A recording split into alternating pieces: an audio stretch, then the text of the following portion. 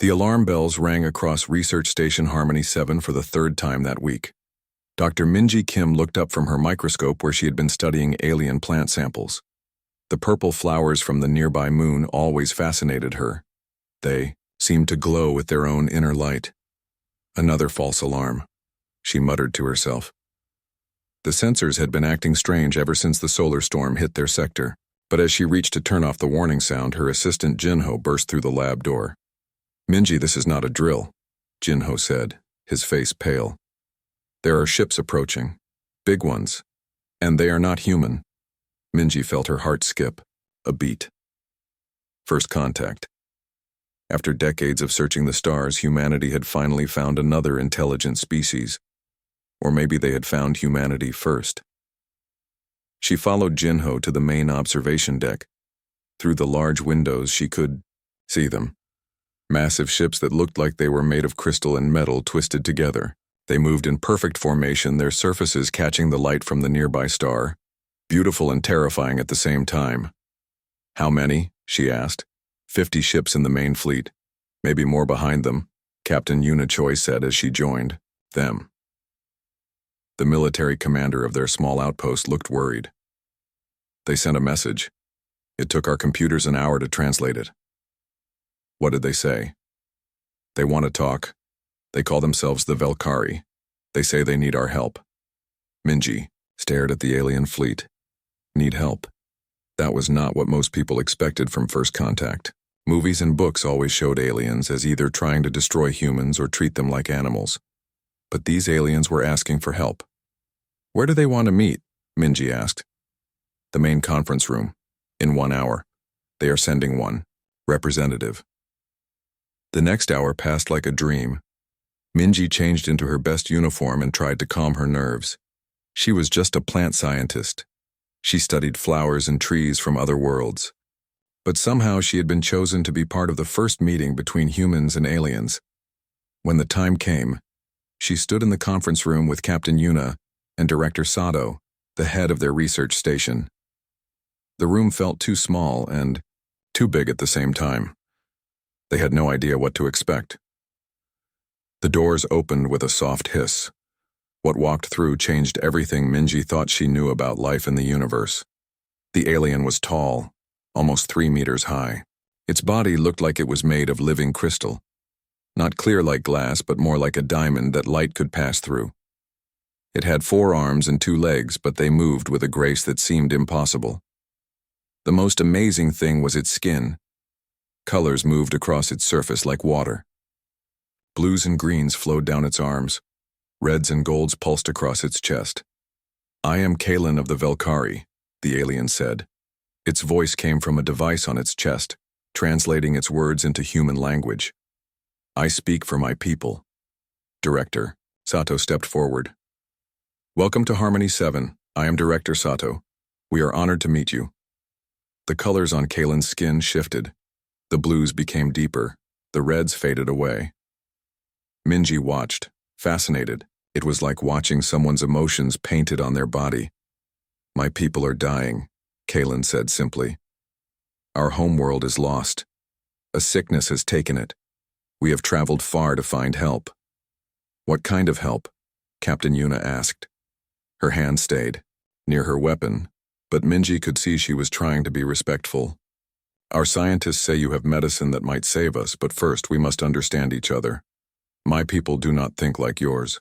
We do not speak like yours. We need to learn." Minji found herself stepping forward. "The colors on your skin, do they mean something?" Kalen turned to look at her. The colors on his face brightened. Yellows and soft greens appeared around what might have been his eyes. "Yes, you see truly. Colors are our words, our feelings, our thoughts.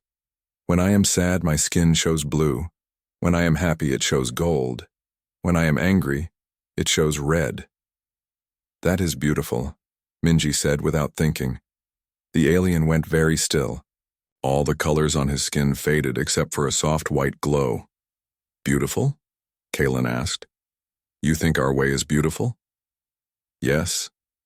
It is like art, like painting, but alive." Director Sato and Captain Yuna exchanged looks. They had planned to discuss trade agreements and technology sharing. But Minji was talking about art with an alien. I do not know this word. Art, Kalen said. Minji felt excitement growing in her chest. Art is when humans create something to show beauty or feelings. We paint pictures. We make music. We write stories.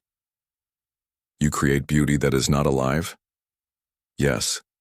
We capture moments, feelings, ideas, and we make them into something others can see and understand.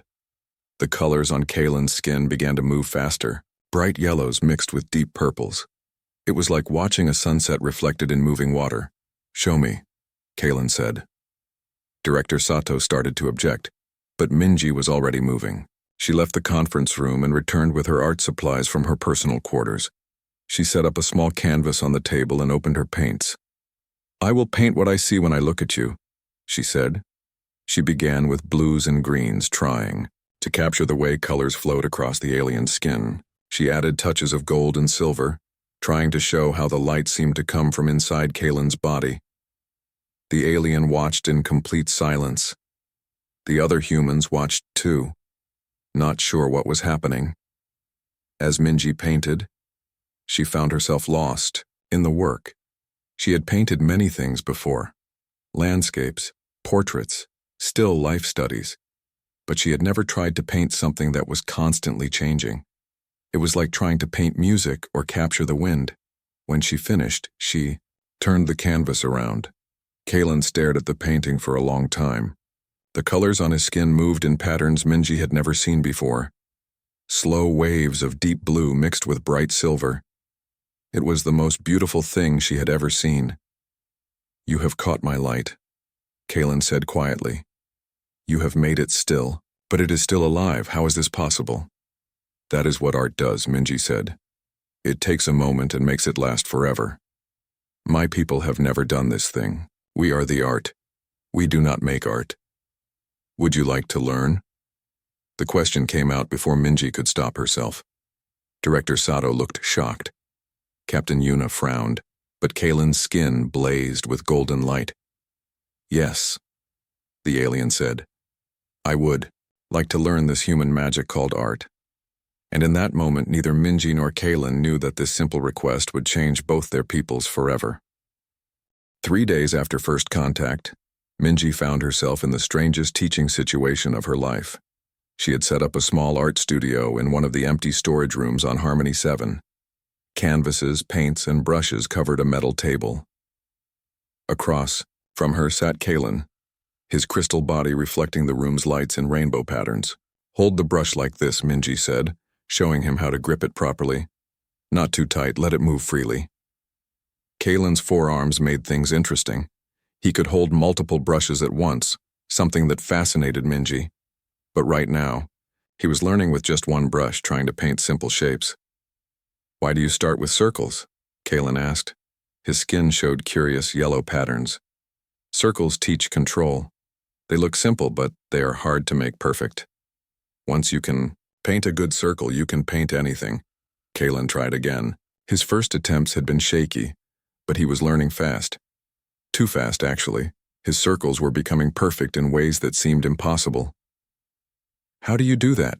Minji asked, watching him paint a circle that looked like it had been drawn, with a compass. I see the shape in my mind first. Then I make my hand follow what I see. That is not how humans do it. We have to practice for years to paint like that. Kalen's skin shifted to soft greens. Perhaps my people see differently than yours. That was becoming clear. When Kalen painted, he did not just copy what he saw. He painted what things felt like. His picture of a flower looked nothing like the real flower, but somehow it captured the feeling of growth and life better than any photograph. Your people must be very different from humans, Minji said as she mixed new colors on her palette. Yes, very different. The colors on Kalen's skin became darker. May I tell you about my world? Of course. Kalen set down his brush and stood. Oh. His skin began to change in ways Minji had never seen before. Instead of flowing colors, patterns appeared. complex designs that looked like maps or pictures. "This is how my people share deep thoughts," Kalen explained. "We paint stories on ourselves." The patterns on his skin showed a world of crystal cities and flowing rivers of light, beautiful spires that reached toward twin suns, gardens where crystal trees grew in geometric patterns. "Your world looks amazing," Minji said. It was amazing. But then came the gray death. The patterns on Kalen's skin changed. The bright colors faded. Gray spread across the crystal cities like a disease. The trees withered. The rivers of light went dark. What happened? A sickness that turns crystal to dust. It started in the outer colonies. We thought we could stop it. We thought we were strong enough. Kalen's skin went almost completely gray as he spoke. We were wrong. Minji felt her heart break watching the alien's grief displayed so clearly on his body. "How many of your people are left?" "The ships you see are all that remain. Maybe 50,000 souls. Once we numbered in the billions across 100 worlds." "I am so sorry." Kalen looked at her with surprise. His skin brightened slightly. "You feel sadness for people you do not know?" "Of course. Death is always sad, no matter who dies. My people do not think this way. We only feel sadness for those in our own clan groups." "You humans feel for strangers?" "Yes. That is what makes us human." Kalen was quiet for a long time. Then he picked up his brush again. "Teach me to paint sadness." For the next hour, Minji showed him how humans used color to express emotions. Dark blues for sadness, angry reds for rage, soft yellows for hope. But Kalen painted emotions in ways she had never seen. His sadness looked like crystal rain falling on empty ground. His hope looked like a single light in an endless dark sky. "You are gifted," Minji told him. "I have never seen anyone learn so fast. Or perhaps you are a good teacher." Their lessons continued every day. Word spread through the station about the human scientist teaching the alien to paint. Some people thought it was wonderful. Others worried about sharing human culture with aliens they barely knew. Dr. Jinho was one of the worried ones. He visited Minji in her makeshift studio on the 5th day of lessons. "Are you sure this is wise?" he asked, watching Kalen paint a landscape that seemed to move on the canvas. "What do you mean? We know nothing about them. They could be dangerous. And you are teaching them about human creativity, human thinking." "Jinho, look at his paintings. Do they look like the work of someone dangerous?" They both looked at Kalen's latest work. It showed two figures, one human and one Velkari, sharing something bright between them. The painting made Minji feel warm and hopeful. "Art does not make people dangerous," she continued. "It makes them more understanding. Captain Yuna thinks differently." That afternoon, Captain Yuna visited the studio herself. She watched Kalen paint for several minutes before speaking. "What is your real purpose here?" she asked the alien directly. Kalen's skin showed confusion. Purple spirals mixed with questioning yellows. "I do not understand. Your ships. Your weapons. Why do you really need our help?" "We have no weapons," Kalen said. "We are scientists and farmers and builders. The war castes died with our military. Worlds." "War castes?" Minji asked. Kalen's skin went very still. Only faint gray colors moved across it. "My people were not always as you see us now. Long ago we were different. We took what we needed from other worlds, but that time is over. The gray death took the warriors first." Captain Yuna stepped closer. "You were conquerors." "Yes. But I was not. I was born after the taking stopped. I only know the stories. And now you want our help? Now we want to learn to be different. Your art shows me ways of thinking my people never had. Ways of seeing beauty instead of just taking it." Captain Yuna left without another word, but Minji could see she was troubled. That evening, Kalen finished his most ambitious painting yet. It showed his crystal world as it had been, but painted in human style. Not the geometric perfection his people preferred, but something warmer, more alive. I begin to understand, he said, looking at his work. Art is not just making pictures. It is learning to see with different eyes. Yes, Minji said. And once you see differently, you start to think differently too. Is that why you teach me? To change how I think? No. I teach you because you want to learn, and because through teaching you, I learn too. Kaylin's skin blazed with warm golden light. Tomorrow, will you let me paint you? Me? I want to try.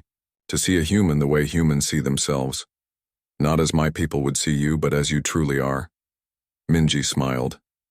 I would be honored. As they cleaned up their supplies, neither of them noticed the small recording device Captain Yuna had left hidden in the corner. Nor did they see her watching from the hallway, her face troubled by what she had learned about the Velkari's violent past. 2 weeks into their art lessons, Minji noticed something strange about Kaylin's paintings. They seemed to move when she was not looking directly at them. Not actually moving, but shifting somehow. Like the colors had depth that went beyond the canvas. Kaylin, how do you make your paintings do that? She asked during their morning session. Do what? His skin showed genuine confusion with swirling purple patterns. They seem alive, like they are more than just paint on canvas. Kaylin looked at his latest work. It showed the crystal spires of his homeworld but painted with human techniques. Somehow the crystal looked more real than any photograph could capture. I think I paint with more than just my hands, he said slowly. My people have abilities. You do not. We can make others see what we see, feel what we feel. You mean telepathy? Not exactly. We share emotions through color. But when I paint, I think I am putting those emotions into the paint itself. Minji stared at the painting with new understanding. No wonder it felt so alive. Kaylin was not just painting pictures. He was painting feelings. Is that normal for your people? No. This is new. My people create with our bodies, not with tools. What I do here is not the Velkari way. That afternoon, Kaylin's painting lesson was interrupted. 3 other Velkari entered the studio. They were taller than Kaylin, and their skin showed harsh red patterns that pulsed like angry heartbeats. Kaylin of the 3rd spire, the largest one, said, You will come with us. I am in the middle of a lesson, Commander Vorthak. Your lessons, and now. The council has decided you spend too much time with the humans. Minji stood up. He is not doing anything wrong, he is just learning art. Commander Vorthak turned to look at her. His skin blazed with contemptuous orange flames. Human female, you do not understand what you have done. You have infected our young one with your strange ideas. Infected? Kaylin was born to be a builder. His job is to make structures for our new colony, not to play with colored mud like a child. Kaylin's skin flashed with angry reds. It is not playing. It is learning. Art teaches me to see in new ways. New ways are not Velkari ways, Vorthak said firmly. You will return to your ship and resume your proper duties. No. The simple word hung in the air like a challenge. All 3 Velkari went completely still. Even their colors stopped moving. What did you say? Vorthak asked. I said no. I will not stop learning art. I will not stop my lessons with Minji. You dare refuse a direct order from your commander? I am not refusing you as my commander. I am choosing as myself. Minji had never heard of a Velkari refusing orders before. From what she understood, their society was built on strict hierarchy and obedience. Vorthak's skin blazed with furious reds and blacks. There is no yourself separate from the Velkari. You are part of the whole. The whole decides what you do. Then, maybe the whole is wrong. The other 2 Velkari stepped back in shock. Even Vorthak seemed stunned by Kaylin's words. The human disease has taken you completely, Vorthak said. You think like them now. Selfish. Individual. Broken. I think like myself now. For the first time in my life, I choose what I want to do. After the Velkari left, Minji and Kaylin sat in silence for a long time. Finally, she spoke. Will you be in trouble? Yes. Big trouble. My people do not understand individual choice. We have always thought as one mind with many bodies. But you are choosing anyway. Your art has shown me something my people never taught me, that I can be Velkari and still be myself, that I can love my people and still disagree with them. Over the next few days, Kalen's paintings changed again. They became more intense, more emotional. He painted scenes from Velkari history, but not the way his people usually remembered them. In one painting, he showed a beautiful world with cities of gold and silver. But in the sky above, Velkari ships waited like dark clouds. The painting made Minji feel sad and afraid, even though she did not know what world it showed. "What is this place?" she asked. "The third world my people conquered. It was called ethereal by those who lived there. They were artists, like you. They made music from light and painted with living crystal." "What happened to them?" Kalen's skin went gray. "We took their world for the crystal. They tried to show us their art to make us understand their beauty. But we only saw resources to harvest. All of them. All of them. We did not understand that beings could create beauty. We thought only we were truly alive." Minji looked at the painting again. Now she understood the sadness in it. It was not just showing a conquered world. It was showing regret. "Is that why you paint differently now? Because you understand what your people destroyed?" "Yes.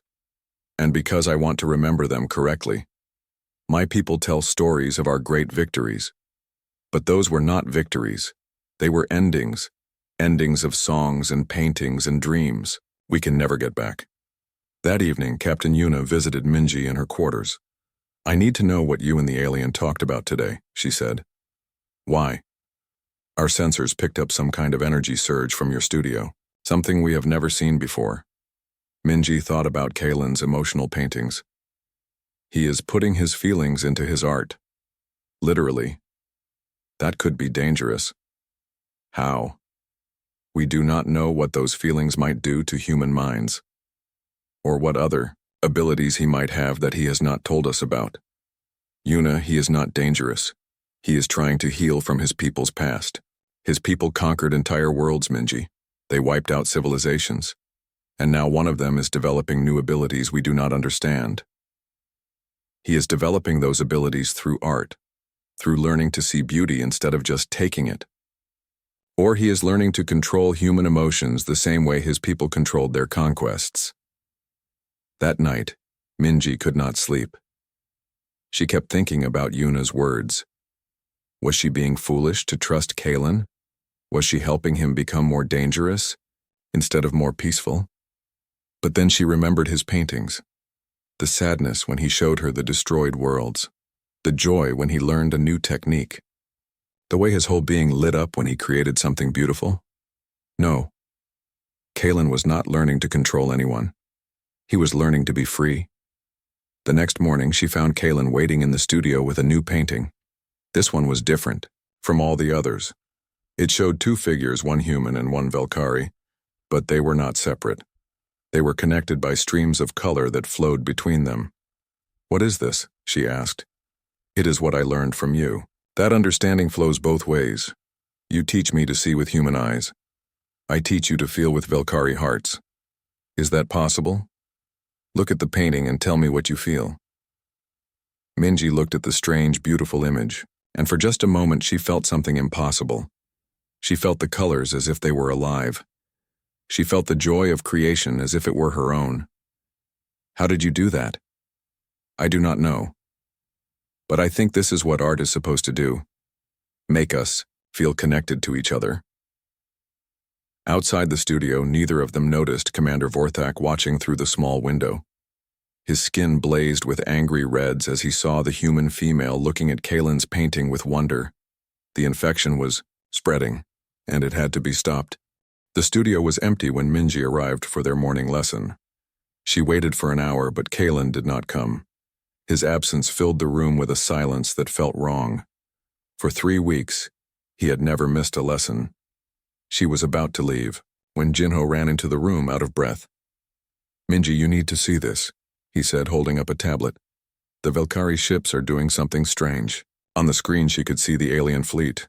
But now lights were flashing between the ships, not the usual gentle glow of their crystal hulls, but harsh pulses of red and orange. What does it mean? We think they are arguing, Captain Una says. Their communications are full of conflict signals. Where is Kalen? That is what we are trying to find out. He has not answered any calls since yesterday. Minji felt fear growing in her chest. I have to find him.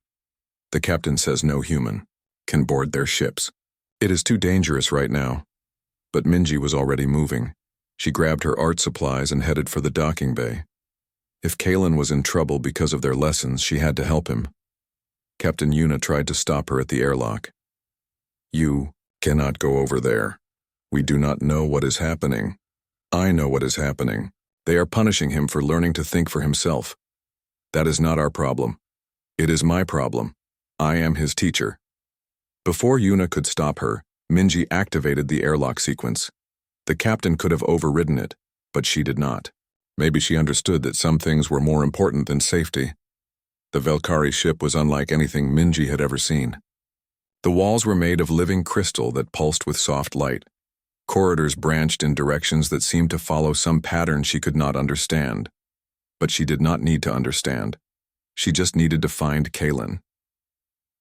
She followed the sound of voices. Angry voices speaking in the Velkari language. The words were harsh and fast, not like Kalen's gentle way of speaking. In a large chamber, she found them. Kalen stood in the center of a circle of other Velkari. Their skin blazed. With angry colors, his skin was almost completely gray. Kalen, she called out. Every Velkari turned to look at her. Commander Vorthak stepped forward, his massive form blocking her view of Kalen. Human female, you do not belong here. Leave now. I came to see my friend. The infected one is no longer your friend. He is being cleansed of your poison. What does that mean? It means, said a new voice, that I am being reminded of my place. Kalen stepped around Vorthak. His gray skin was marked with dark lines that looked like scars. But worse than the physical marks was the emptiness in his colors. The joy and curiosity that had made him special were gone. They are making you forget, Minji said, understanding. They are making me remember what I truly am. A Velkari. Not a human pretending to be Velkari, but your art, your paintings, they showed who you really are. My paintings showed sickness. Individual thought is a disease that weakens the whole. The words sounded like Kalen's voice, but they were not his words. Someone else was speaking through him. Show me your hands, Minji said. Kalen held up his forearms. His fingers were stained with paint that had not been there before. Fresh paint in colors she recognized. You have been painting, she said. Even while they tried to make you forget, you have been painting. I do not paint anymore. Then what? Is the paint on your hands? Kalen looked down at his fingers. For a moment, confusion flickered across his gray skin. A tiny flash of yellow quickly hidden. Minji set down her art supplies and pulled out a canvas. Paint with me, one last time. I cannot. You can. I know you can. Show me what they are trying to make you forget.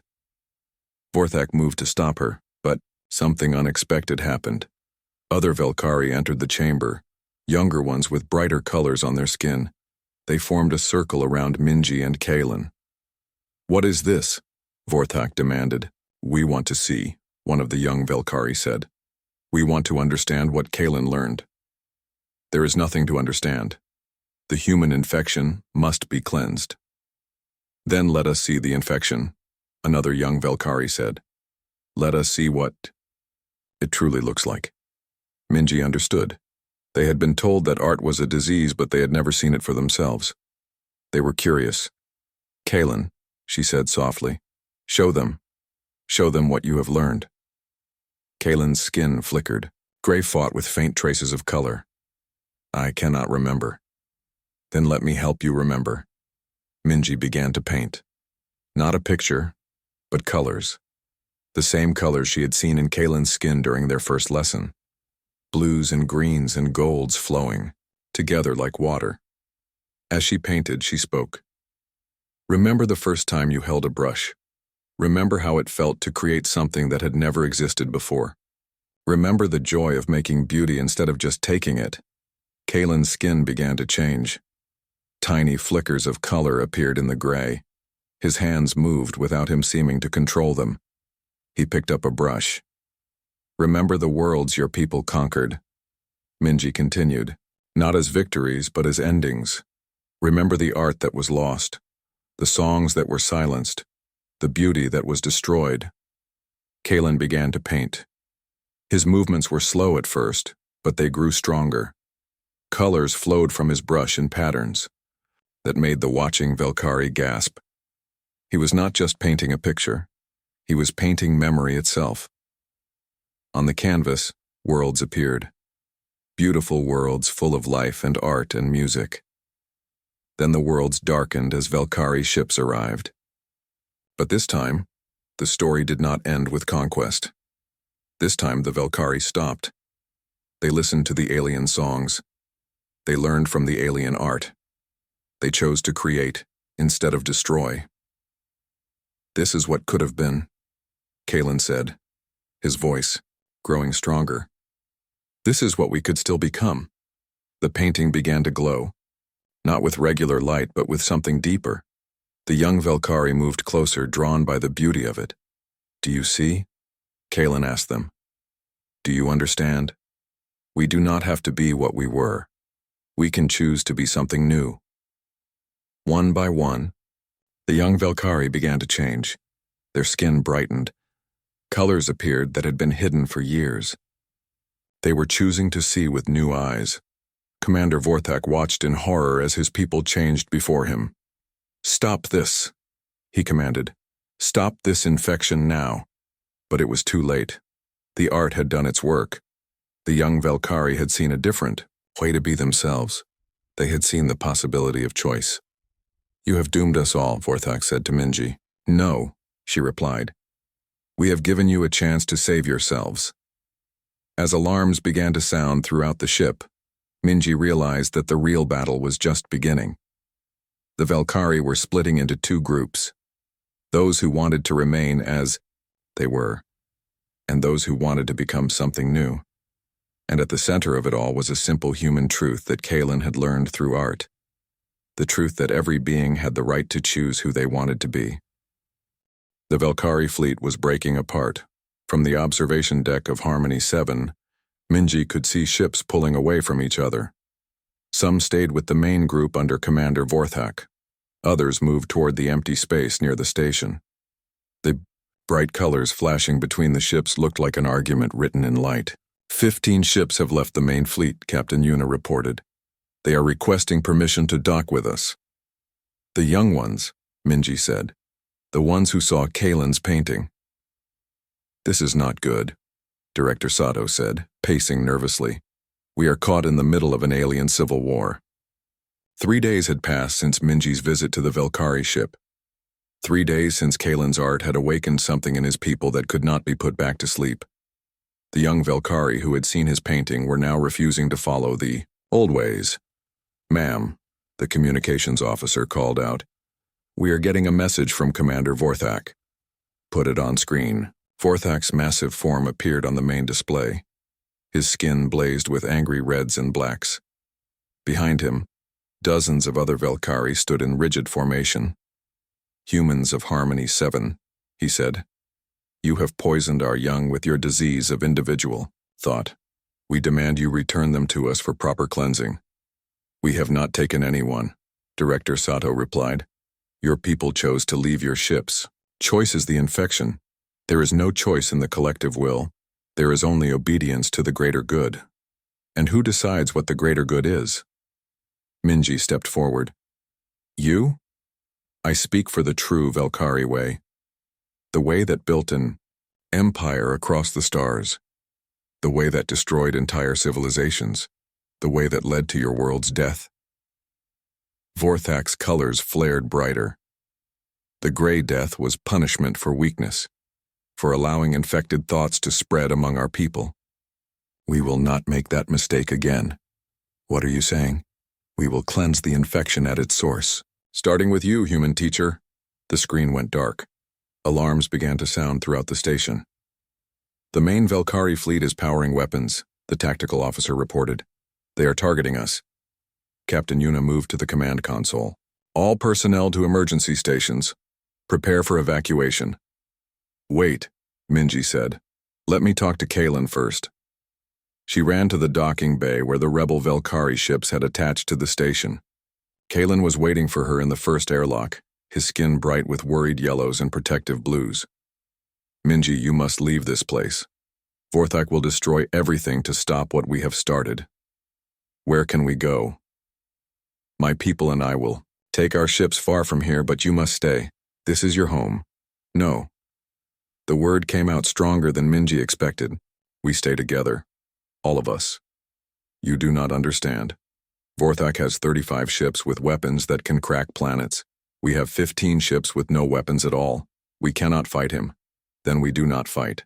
We do something else." "What?" Minji looked around the docking bay.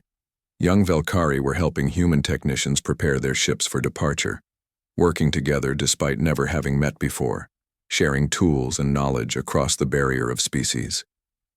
"We paint," she said. "Paint? Your people understand emotion through color. What if we could paint something so powerful, so beautiful that even Vorthak's people would have to stop and see it? You want to paint our way out of a battle? I want to paint them a new way to see themselves." Kaylin's skin flickered with understanding, a painting that shows the truth about what we were and what we could become. "Exactly.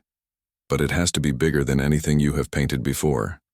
It has to reach across space itself." "That is impossible." "Is it? Your paintings already put emotions into the canvas. What if we could put emotions into space itself?" Kaylin went very still. His skin showed deep thinking patterns, slow spirals of blue and silver. "There is a way," he said slowly. "But it would require all of my people working together. And it would require you." "Me?" "Your human way of seeing. Your human understanding of choice and beauty. Without that, we are just creating Velkari art. We need to create something new." They worked through the night.